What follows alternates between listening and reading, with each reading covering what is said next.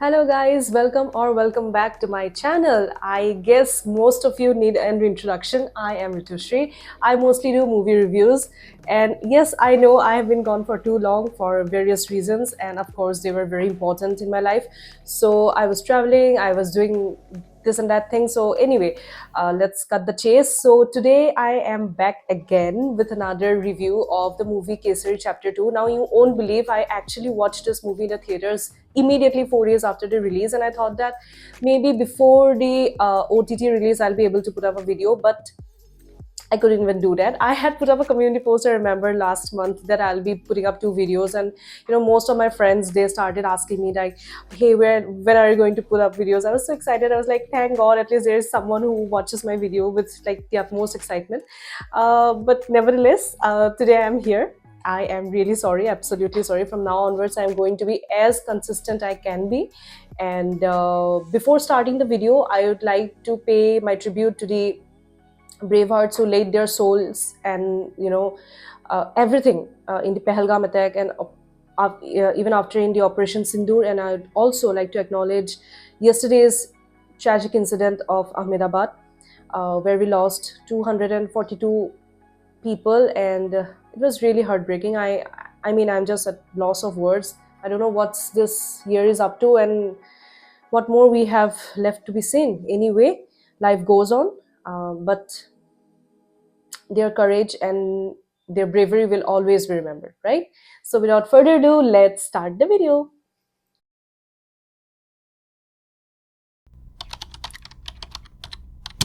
Now, a quick backstory. As a part of Mahatma Gandhi's Rowlatt Satyagraha, various anti-Rowlatt meetings were also held across the country and also in Amritsar. 9th April, year 1919. That was the day when the Lieutenant Governor, Sir Michael Odwyer, ordered the arrest of local leaders like Dr. Saifuddin Kichlu and Dr. Satyapal, which led to massive protests across Amritsar. On 13th April 1919, around 15,000 people gathered at Jallianwala Bagh in Amritsar. Brigadier General Reginald Dyer arrived with troops.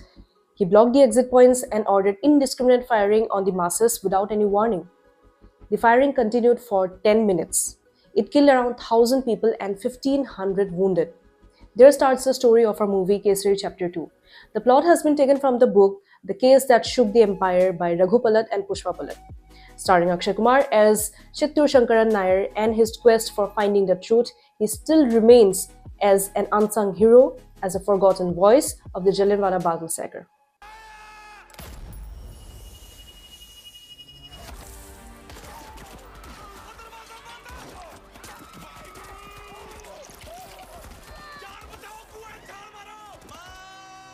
Now let's talk about the casting. Firstly, let's take a moment to praise this guy, Krish Rao, who played the role of Pargat Singh, son of activist Kirpal Singh. Krish Rao, being only 16 or 17 years old, did a phenomenal job in bringing to life the struggles he faced after losing his mother and sister right in front of his eyes at the massacre ground, and his ways to seek justice. Also, the body language, the dialogue deliveries were spot on, and he made me cry. He had a limited screen time, but the confidence with which he shared screen with Akshay Kumar speaks volume of his talent, and of course it reinstated my belief that true talent really exists and their credit is given after a long time. Okay, next up we have Simon Paisley Day, who is a British actor and is very renowned for playing theatre and radio dramas. He played the main antagonist of this movie, General Reginald Dyer. And the makers did something very unique with the story, is that they showed how he went through bully during his time in Bishop Cotton School when he was a child, and he was bullied for stammering, and also his father's stance on Indian, and how that particular feeling germinated his entire hatred towards Indians. So now this is a thing which we generally miss in most of the web series or any other movies which have depicted this Jallianwala Bagh as a whole. So they don't touch upon all those areas, but I think the makers have added something extra, and I like that part. Next up, we have Ananya Pandey. Well, she amazed me this time, personally speaking and honestly speaking, because she is mostly known for picking those roles like that Sobo girl roles. She has done that. She has done that multiple times, and we were literally tired of that. So this time around, she has done something different, And I don't know the character Gil actually existed or not, although I assume that it was a fictional character, which which was shown as a counsel to Sir Chiturun Shankar Nair. So yeah, that's about it. There's nothing more, nothing less. But thank God that she was not the eye candy this time. There was something substantial, but I think the writers could have done it, more powerful about it. But the scope was limited, I suppose. Uh, so yeah, that's about it. An Indian lady lawyer. Why are you surprised? Doesn't your England have queens? And finally, Akshay Kumar.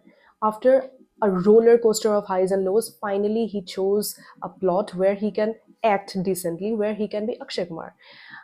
And he acted decently. The introduction shot of Akshay Kumar, where with his sleek hairdo, round glasses, high cheekbones, actually gave substance to the character, and I was so impressed with that. And there is also a scene where he is accepting the knighthood, because as we all know that Shankar Nair was given the knighthood, and that's the reason why he is known as Sir Chittur Shankar Nair. And there is this parallel scene going on where he is accepting the knighthood, and on the other hand there is the harrowing visuals of the massacre going on. Boy, oh boy, that left me speechless. And the movie beautifully depicts how Akshay Kumar was the sole Indian in the Viceroy's Council, and how big a loyalist he was to the British Crown. फेंकी वहां नहीं Did you fire shots in the air? नहीं तो आपने बिना warning दिए भीड़ पे गोलियां चला दी। वो भीड़ नहीं थी they were terrorists. But they were still humans. उनके हाथ में हथियार थे 8, 9, 11 महीने के बच्चे जिनके छातियों में गोलियां लगी थी, उनके हाथ में कौन से हथियार आपने देखे? उनके कड़े या फिर बंद मुट्ठी? Roping in R. Madhavan to play the fictional character of Advocate Neville McKinley was one of the smartest moves by the makers. This guy, in whichever film he has ever been a part of, just nails the character.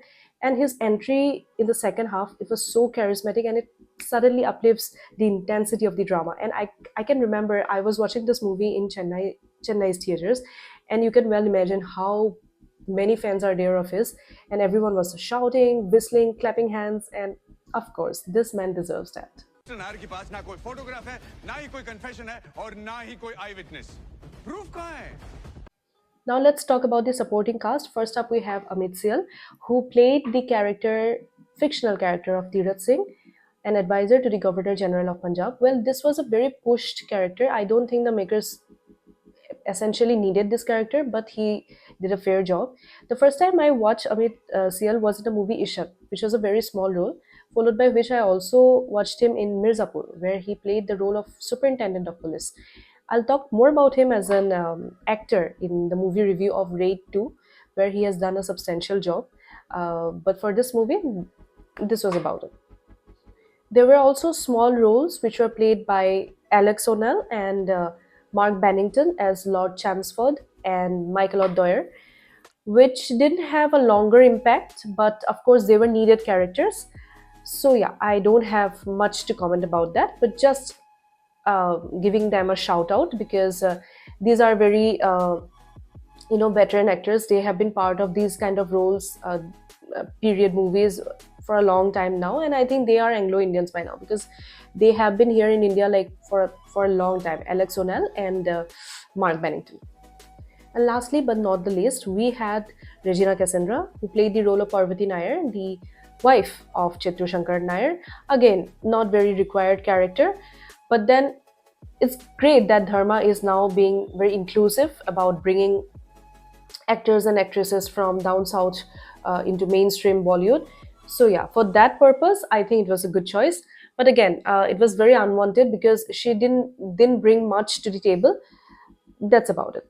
Now coming to the most fun segment, and which is my absolute favorite, and you know it by now, that is the production.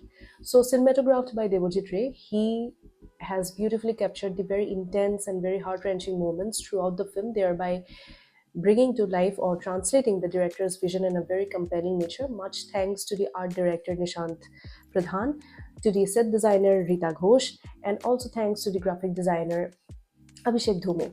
Now, cinematography was beautiful throughout, but there was this color grading situation going on which I didn't like much, especially the mixing of the trees and the skies and the different elements into the frame, especially in the mid shots, which made me a little cringe, but then that alone doesn't determine the entire hard work that they have put into, so you may ignore that part.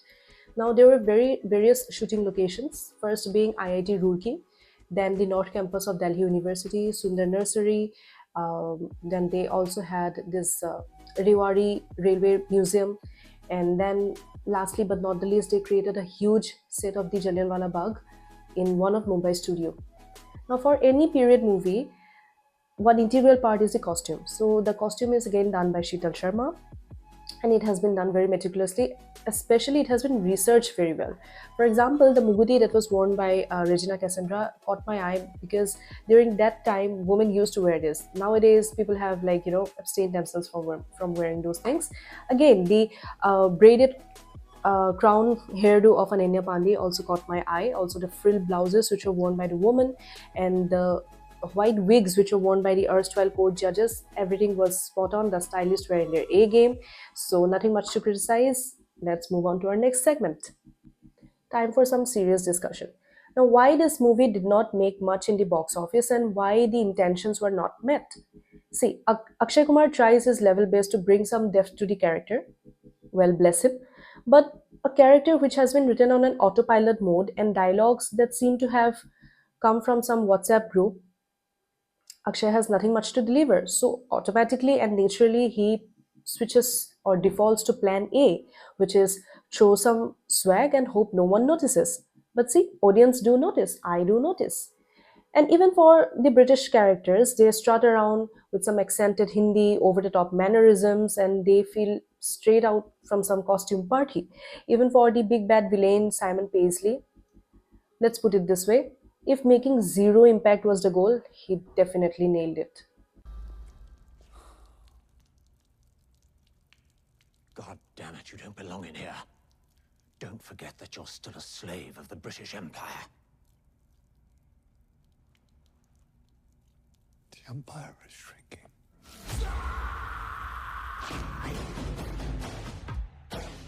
This was Karan Singh Tyagi's directorial debut. Previously, he had been a writer to 3 episodes of Bandish Bandits and Kalkut. These are 2 web series. Uh, the problem with his directorial debut is that he was more focused on the fanboying phenomenon over Akshay Kumar rather than the actual character which was depicted in the book. So I think the book should now come with a footnote that is co-starring Akshay's charisma. I know I've been too harsh in the last segment, but I think this had to be said loud and clear, which is the reason why it has been, released in OTT so quickly. You can go watch it for yourself in Geo Plus Hotstar, and yeah, this is it. This was all that I had to say about the movie. Next video we'll be coming up with a very interesting one, a review on the movie Raid 2. Of course, I didn't get a chance to review on the movie Raid 1. Maybe someday I'll do it. But as of now, we'll be talking about Raid 2. Maybe after a week, we will have another video. And thank you so much for pouring so much of love in my last video. You guys mean a lot. I mean, I'm really sorry that I wasn't there. I was nowhere to be seen then. But yeah, thank you so much. Keep showering your love. Till then, take care. Bye.